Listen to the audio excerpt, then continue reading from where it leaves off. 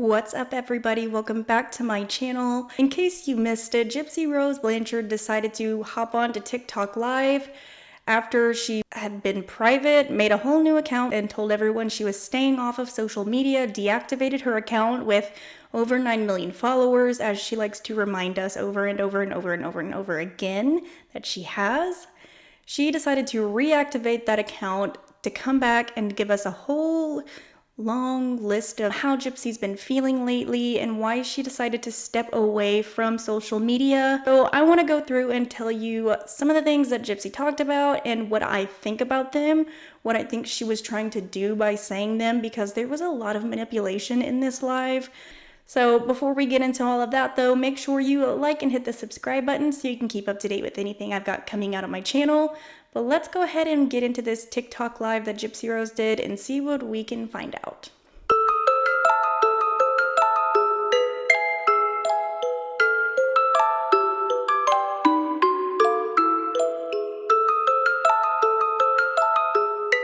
Okay, I'm gonna be 100 with y'all, okay?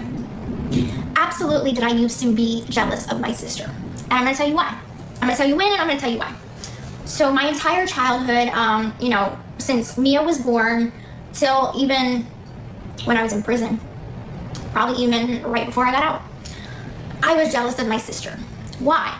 Because my mother always used to tell me, every time my birthday would come around, Thanksgiving or any kind of family holiday or something, my mom would be like, your dad didn't get you a birthday gift, or your dad didn't call you, or this, that, and the other. Your dad didn't do this because he's too busy with his other daughter, his favorite daughter.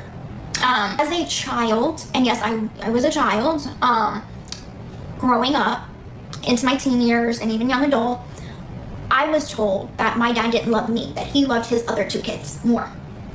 So growing up, that was already ingrained in my head. So people want to talk about my triggers? That's one of my triggers, is my sister. That is a trigger for me.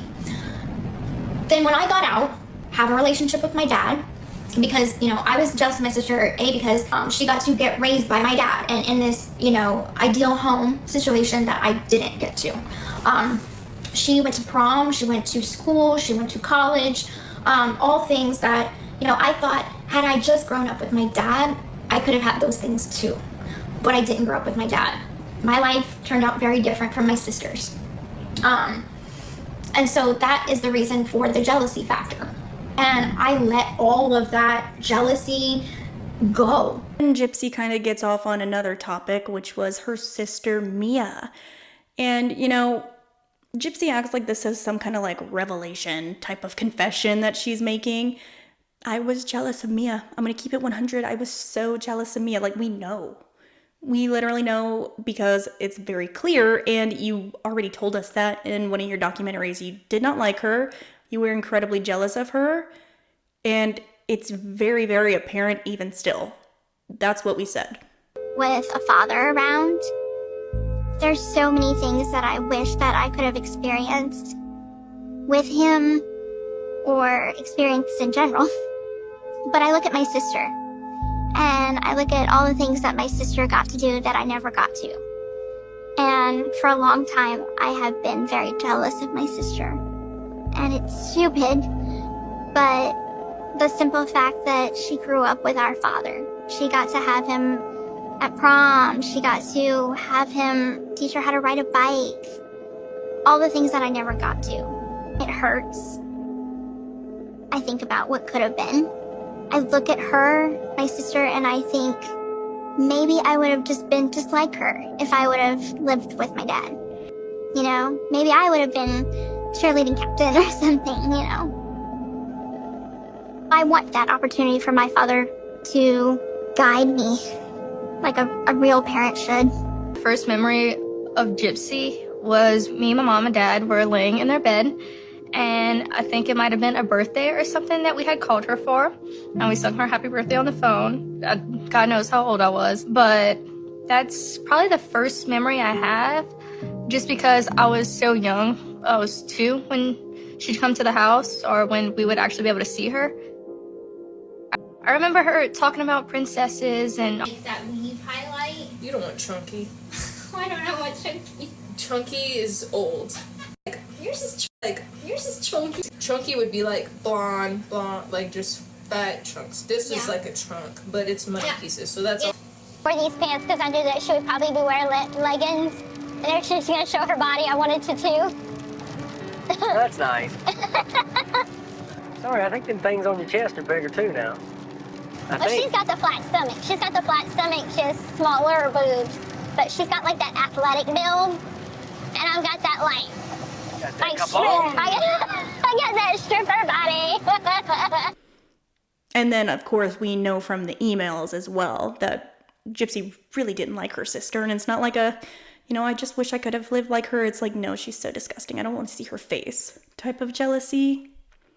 And she starts talking about her mom. And, you know, the reason why she was jealous of Mia was everything because of her mom. Her mom made her jealous and poisoned her against Mia. Like, okay, so just for fun, let's pretend Dee Dee did maybe say something along the lines of, you know, he's with his other daughter. He's spending time with her.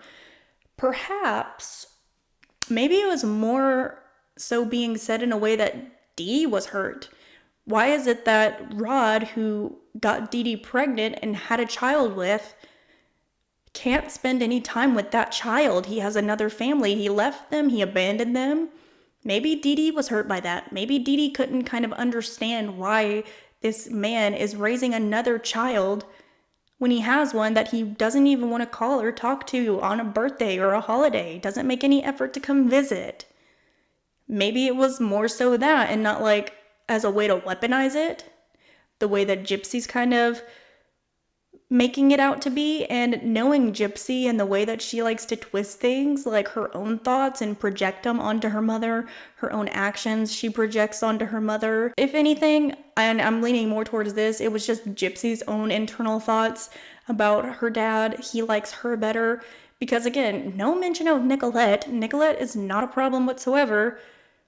Nicolette's not even a thought, but it's Mia. She's jealous of Mia. Dee Dee apparently never had anything to say about Nicolette either. So more than likely, it's just Gypsy's own internal issues. And you know, that's okay, whatever. She can be upset about that she didn't have a dad. But the fact that she hates her sister for it is not her fault. She loves her dad. She don't blame her dad for it. She blamed Mia. And that doesn't make any sense either.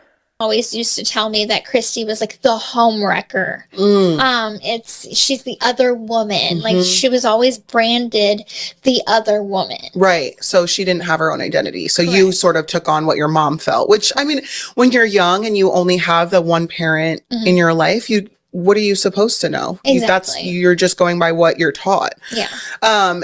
In the book, you talk about a half sister. But it wasn't clear if that was Mia or if there's another half sister. I have two half sisters. So you have Mia, that is Christy and Rod's, and then you have another half sister. Yes. And do you have a relationship with her? We are friends on Facebook. Okay. So we communicate through Facebook. We have met once earlier in the year. Okay. We all got together and, you know, it was great to have, like, my dad had been wanting a relationship with all three of his daughters. Okay. And so one day when I was in town, my sister Facebooked me and she's like, I'd like to meet you. And so it was great because I had me, Mia, and her there. Right. It was great. And so has your dad maintained a relationship with her, or she's kind of been separate from everybody? She's, I would say she keeps her distance. We know that Gypsy likes to twist things, like even in her book when she talks about how her mother must have been jealous because Gypsy had the potential to be so beautiful that she just wanted her to look a certain way or whatever. She's projecting all of these internal assumptions onto her mother and then stating them as a fact when that's, again, just Gypsy's own thoughts and her own narrative to the story. And, you know, something else that Gypsy always brings up is the fact that Gypsy didn't go to prom. She wasn't a cheerleader. She missed out on these things, and that's like the biggest deal to her. These things that I feel like typically as you grow up, they seem not as important. You know, looking back, my sister had to miss prom. She doesn't care. Most people that miss prom, they don't care. Because it really isn't that, you know, huge of a deal as you get older. And now that Gypsy's 34 years old, she still has this like insane resentment about not going to prom, things like that. But what does that have to do with her dad? If anything, her dad probably wouldn't have been there regardless had she went to prom. He probably wasn't even there for Mia's prom. I think it has more to do with Mia's looks and the way that Mia just is.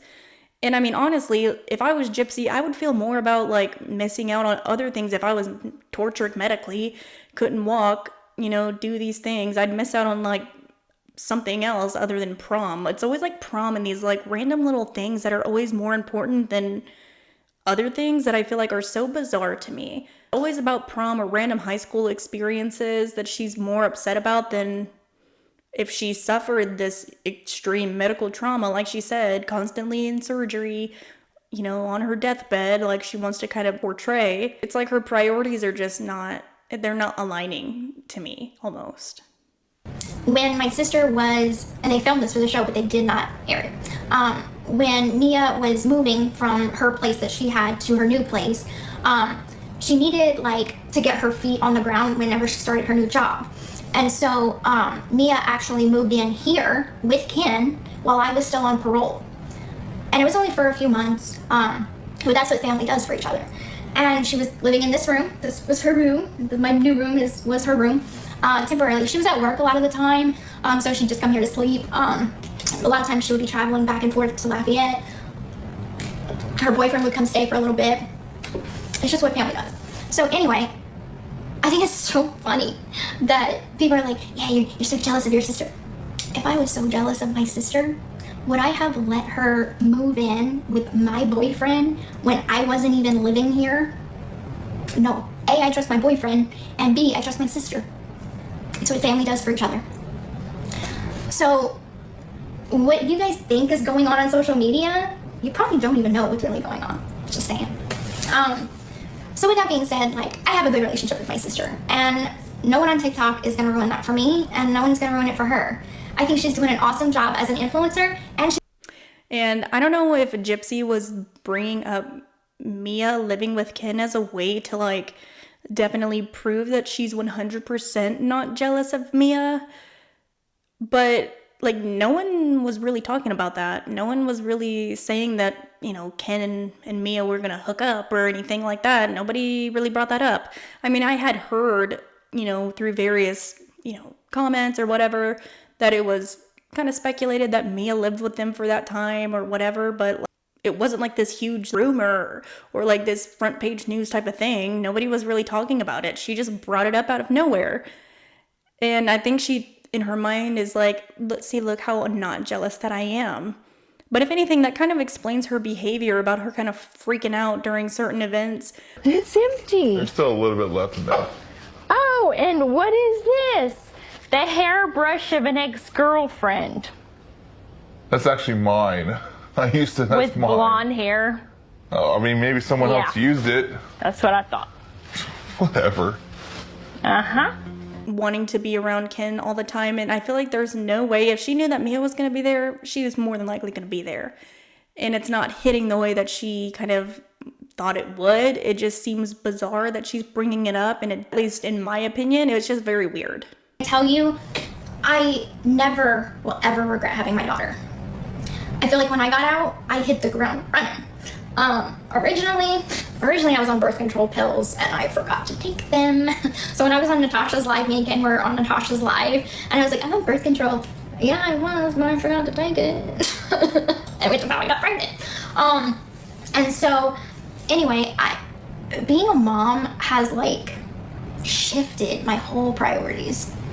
And I'm not gonna say that becoming a mom after, you know, not having a great relationship with my mom was easy. It wasn't. And it's funny that Gypsy starts talking about birth control and she just forgot to take it. And, you know, simultaneously was visiting fertility specialists and simultaneously monitoring her period and tracking her ovulation simultaneously. And, you know, she said she wasn't on birth control whenever she was with Ryan, which we know that was filmed like literally 1 month prior when she had to take that Plan B pill. So she got on birth control for what, 2 weeks, and then just forgot the moment that Ken came into town. And it just so happened to align with her perfect ovulation cycle that she was meticulously tracking. And it was just, oopsie, I forgot. Right, we're just supposed to believe that it was just like, oh my God, I forgot. Yeah. That doesn't make a lot of sense. You know, it's interesting because when she was in prison, like towards the end, she started getting on the birth control shot, which you would think when she got out, she would get back on the shot or continue it. So that way, you know, things would be, you know, just on the roll because she didn't want to get pregnant immediately. Or at least that's what the email said, that she was getting the birth control shot.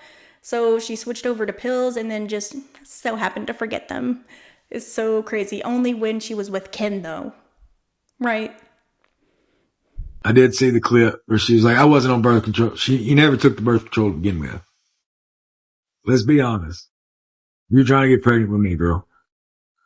So I forgot to take the birth. You never took it. Tell the fucking truth.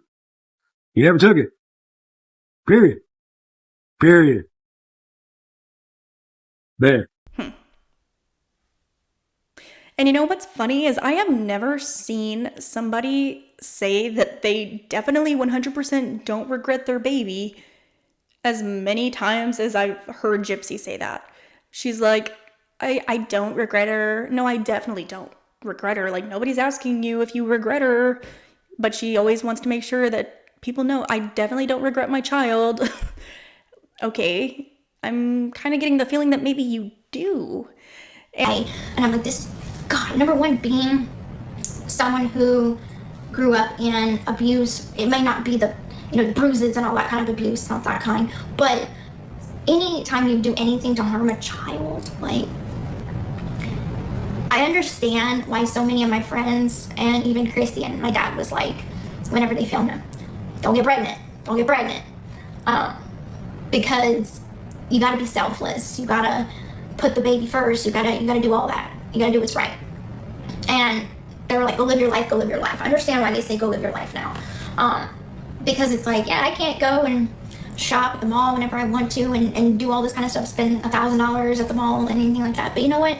I still find myself going to shop and spend a lot of money. Now I'm close for her. It's just, my priorities have shifted.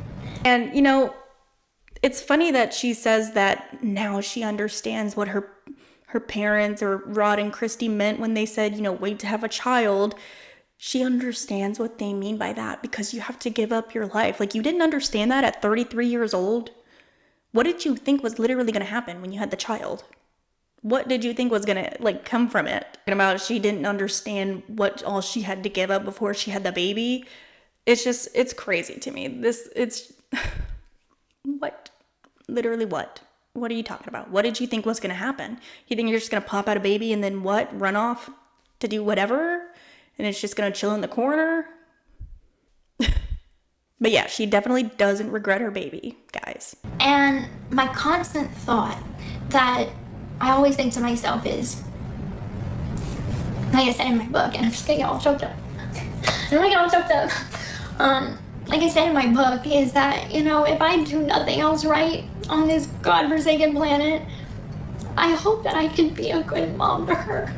I truly, truly just want to be a good mom. Sorry, I'm trying not to cry. Shit.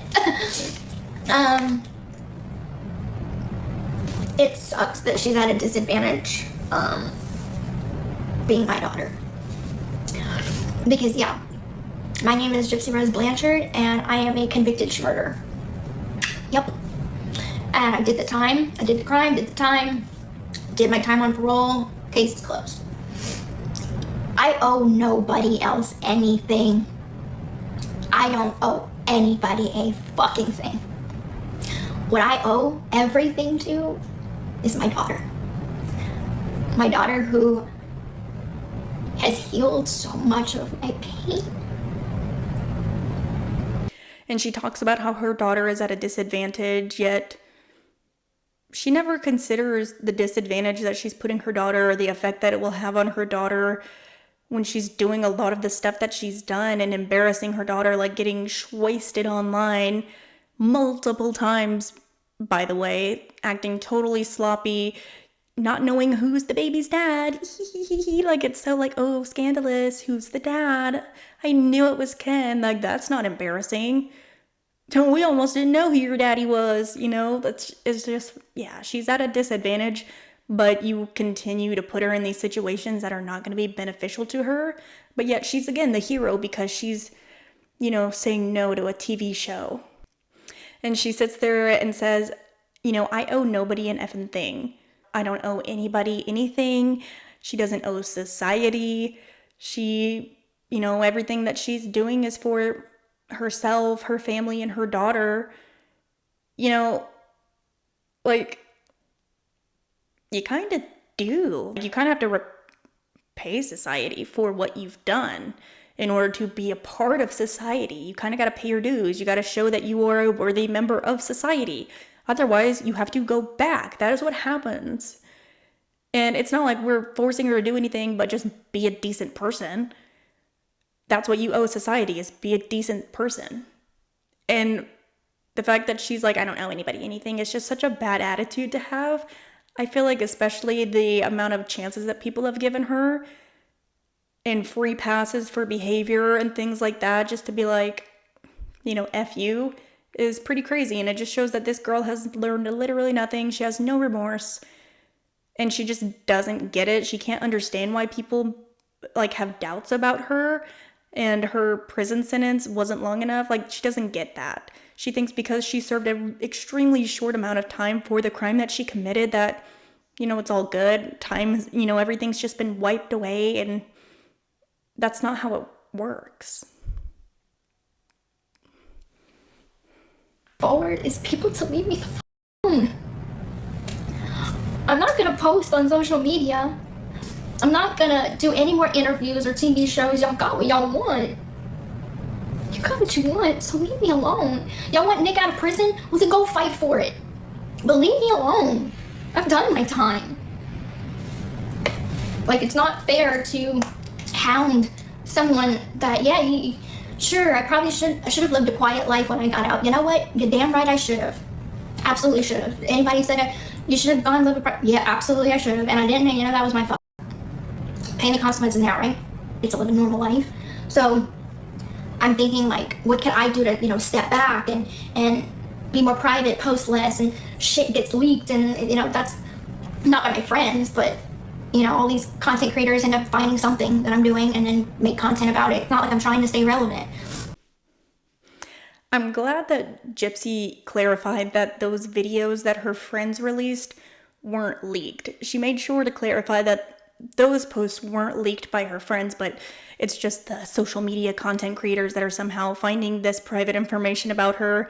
So yeah, she definitely gave permission to put out all of those videos about the content creators. It wasn't like this was just done without her knowledge, like they wanted to pretend, if I want to share a video, I'll do it.